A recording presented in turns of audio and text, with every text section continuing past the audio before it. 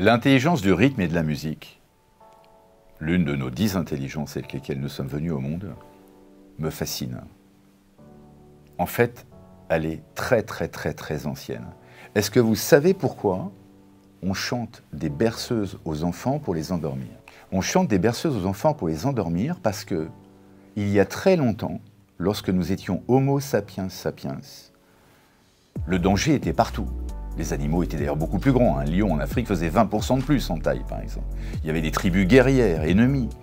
Et donc, on se réfugiait dans des cercles ou dans des grottes et on confiait une mission à l'un d'entre nous qui était de se mettre, par exemple, à l'entrée de la grotte et de chanter toute la nuit pour éloigner le danger.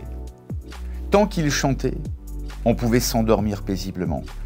Ça, c'est un héritage de l'intelligence rythmo-musicale. Et c'est grâce à ça, entre autres, grâce à cette faculté de pouvoir dormir sans danger, que notre cerveau a pu se développer. Au contraire, par exemple, des primates. L'intelligence de la musique, c'est le rythme, c'est la musicalité, c'est l'accordance à l'autre. C'est vraiment notre première intelligence. Lorsque nous étions dans une forêt vierge, on ne voyait pas ce qui se passait dans l'au-delà, on n'avait pas le regard, mais on avait surtout, on entendait les rythmes, on entendait la musique. Et puis ça fait appel à un sens qui fonctionne à 360 degrés. 2 oreilles, une stéréo. C'est donc d'une précision absolument incroyable. Au contraire du regard qui, lui, n'est simplement que sur 160 à 170 degrés de précision.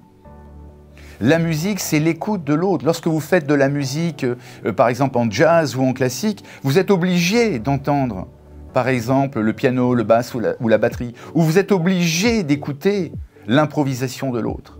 C'est un véritable langage. La musique apaise les mœurs. La musique, ça permet vraiment de rentrer en connexion avec soi-même et surtout avec l'autre.